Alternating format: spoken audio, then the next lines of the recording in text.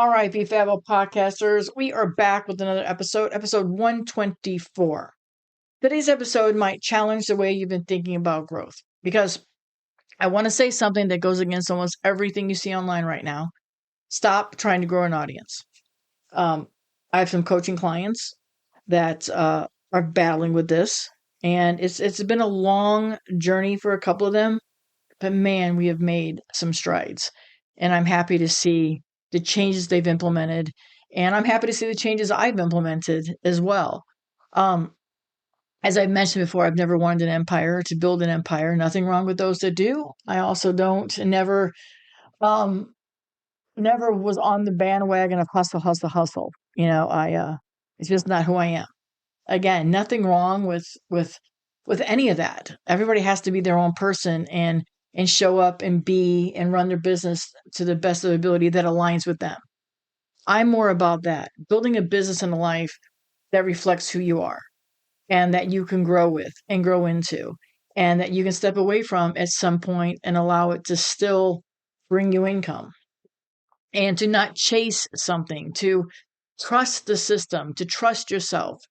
And I guess, yes, you got to trust the universe because I believe the right people will find you when they need you and that we cannot teach the masses. And everybody teaches something different, but also says it in the same way, right? I mean, mindset, confidence, performance coaching that I do says the same thing that a lot of other people do. It's just how I say it, when I say it, and my way of saying it. Nothing wrong with how you invest in your professional and personal growth. But let's talk today about stop trying to grow an audience. Let it sit with you. Disagree with me? Let me know your thoughts. Agree with me? I'm here for it. I just always want to be able to have this as a safe space to have conversations. And as I grow into a new era and as I shift what I do daily now and how I show up, these conversations sometimes will be what I'm going through as well. Because, like I said, I'm over on Substack, building what matters most, doing a lot of deep dives over there. I'm sharing a lot of tools and just little things that have helped me along the way and that are helping me now. And I share that over on Substack. So I'll put a link in the show notes. So hopefully and invite you and be honored to have you join me over there. So when we talk about stop trying to grow an audience, it's not about slowing down.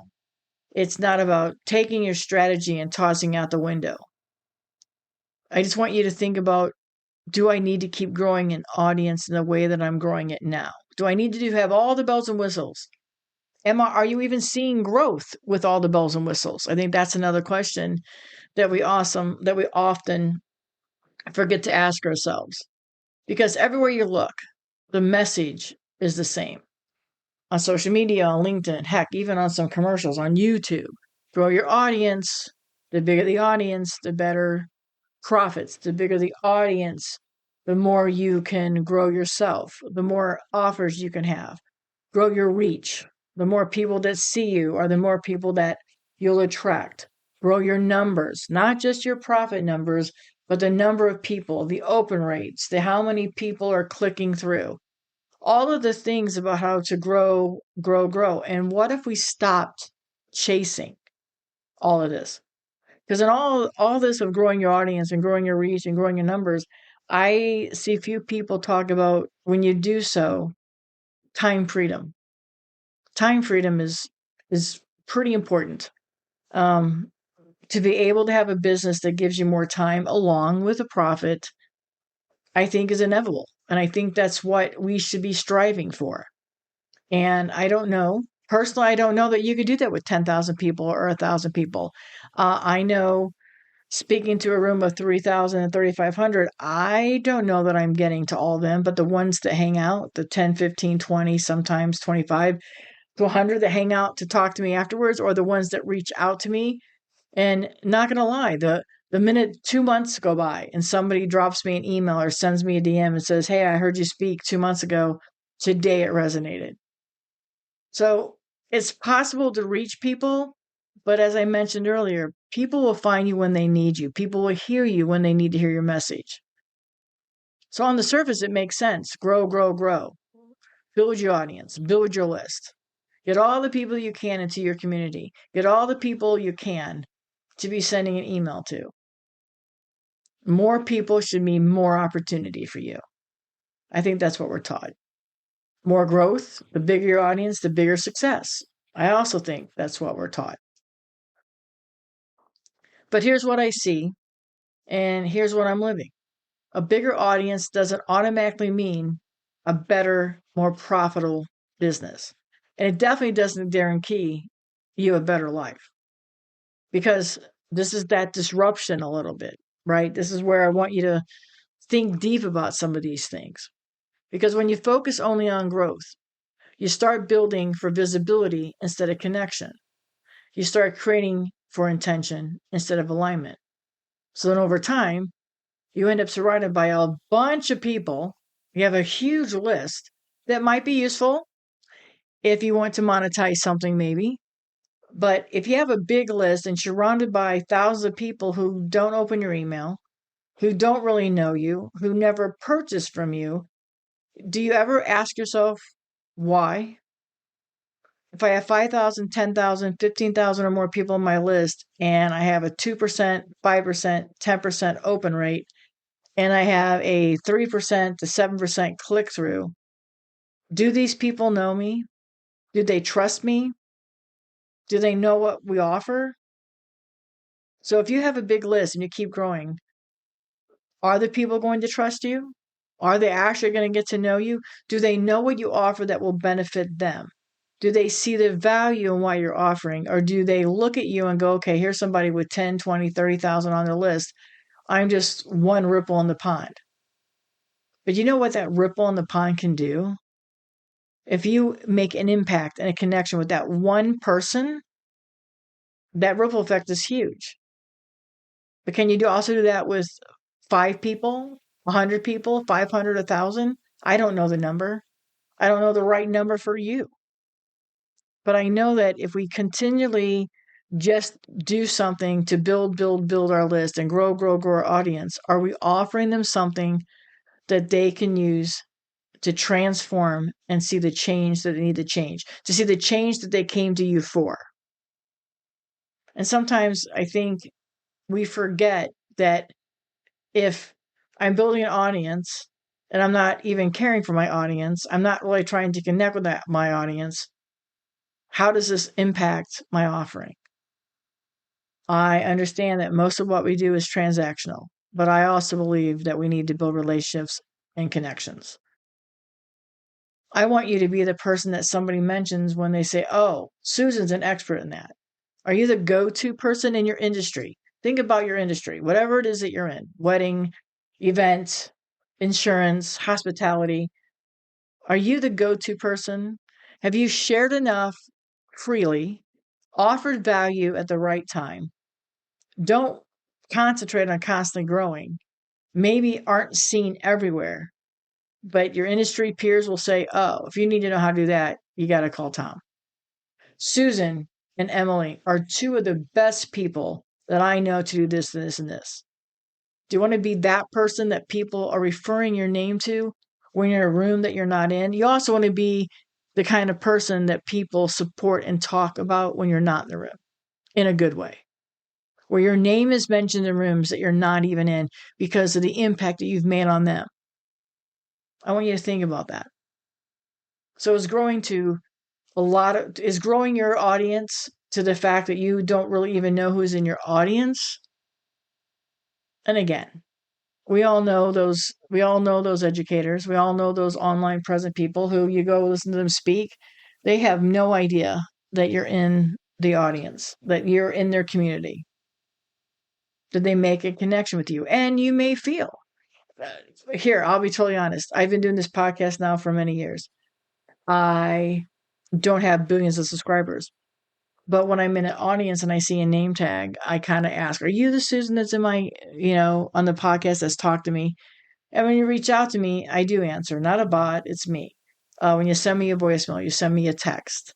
When you send me an audio message, I know you're really listening because you know it's easier for me to hear than to read. And when I send back an audio message to you, I know you understand because you know it's easier for me to talk back to you instead of reply back to you in voice instead of trying to text.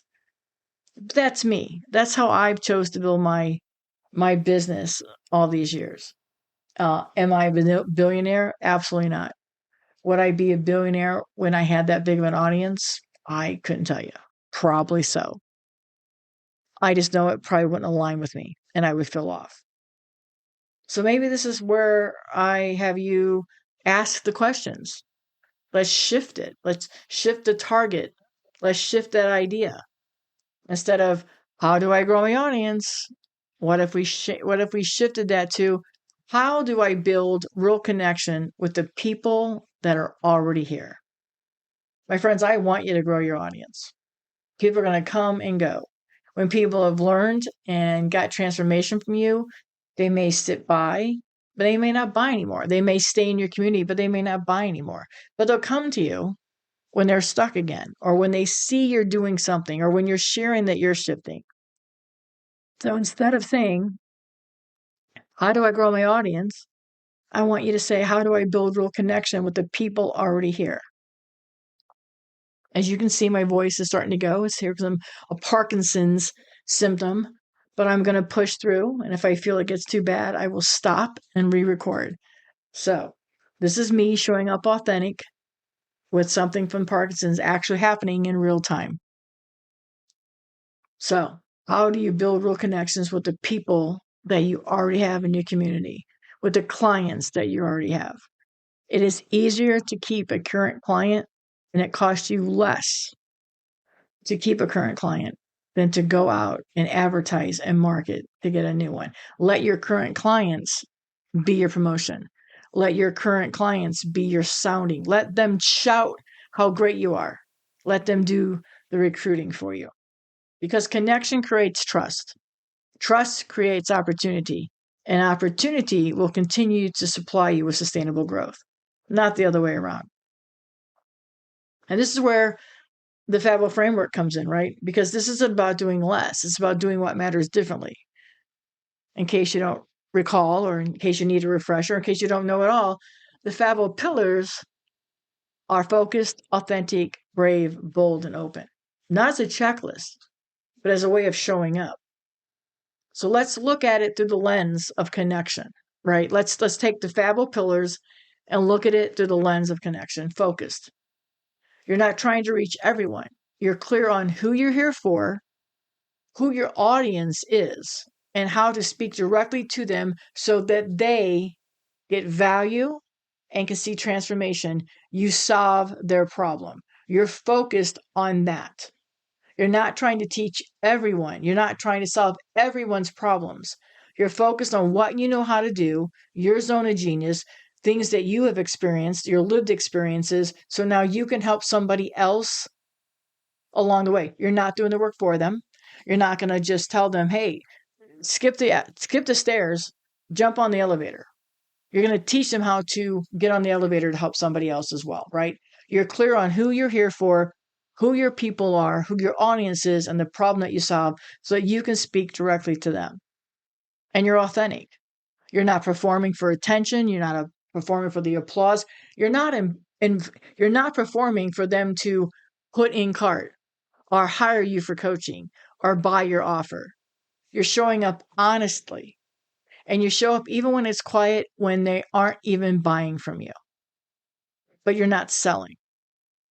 You're authentically being yourself.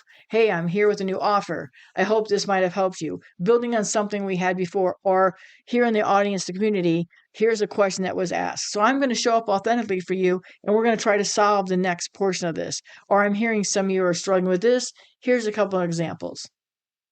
But you're showing up honestly, yourself, even when it's quiet. Brave. You're willing to say what you actually believe, even if it doesn't follow trends. Like me, I'm brave enough to share why I don't think we should always be growing an audience, that we should really nurture what we have. I'm all about growth, personally and professionally. But I also don't believe we need massive people following us. Those that need us will find us, and our message and speaking, being brave enough to say what's actually true and what we believe to be true from our life's experiences even when it's not trending, even when that's influential. Just like I was honest with you, brave enough to tell you my voice was cracking. An actual Parkinson's symptoms is happening while I'm recording. I'm showing up authentic. I'm brave enough to share that with you. Bold. You don't water down your message just for people to sign up for your list. You don't boil down your message. You don't lessen your message. You don't quiet your message just for the likes, right? You stand in what you know matters. You stand in your truth. You stand in your values. You're bold enough to say, when I was struggling, here's the steps that I took, and this what helped me. I hope this helped you get past that roadblock. You tell it like it is. You say, I didn't become a 7-figure person overnight. It took me years. Don't forget to share your struggles. You're bold enough to share your struggles so that others can move forward. You stand for what you know matters. Open. You allow space for real conversation, not just the content, not just the sales, but the real conversations and the connection. I mentioned earlier that I've been learning and leaning into more on Substack, building a space where the focus isn't on growth for the sake of numbers, but deep conversations and real connection. So if that's something you're craving more of and you want to work on that, again, I'll have in the show notes where you can join me there. Because here's the truth, my friends. You don't need thousands of people watching you. Maybe you feel great when you hit send to 15,000 people. And maybe you're okay with 5,000 don't even open it. Maybe that's your routine. Maybe that's how you built and that's how you're wired. And that is great. I'm not asking you to change yourself. I want you to see a different way to grow. I want you to be open to seeing something different. Do you need thousands of people watching you? You need the right people. The people that need to hear your message, that are understanding what you're trying to offer, and that they trust you to help them go from here to there with the right intention, not just for the buy now profit. That's what builds something sustainable. That's what creates real opportunity. And that's what allows you to build something that will actually support your life. Instead of asking how to grow, I want you to really think about this. Who am I actually trying to reach? Am I building connection or just visibility? And what would change if I focus on depth and nurturing and taking care of who I have in my community now, who I have on my list now, who are my clients now, instead of just a bunch of numbers that might make me look like success. Growth isn't the problem, but chasing growth without connection, that's where I believe things start to fall apart. Stop trying to grow an audience. Start building something people actually want to be part of. Remember, we all have a close circle of friends, and there's a reason for that. We trust them. We can count on them.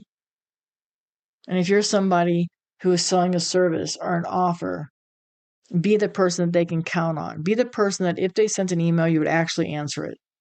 Be the person that if they sent a DM, you could actually answer it and also know the answer and give them directions and be brave enough to say, you know what? I haven't encountered that problem before, but let me see if I can find the answer. Point you to somebody that can help you. Show up authentic. Focus on helping the current clients that you have. Know who you serve. Take care of those. Be brave enough and bold enough and be open. Thanks for sharing space with me today, my friends. As always, you are Fabbo. You're focused, you're authentic, you're brave, you're bold, and you're open. And you're listening. And I appreciate that more than you'll ever know. Till next time, my friends, stay Fabbo.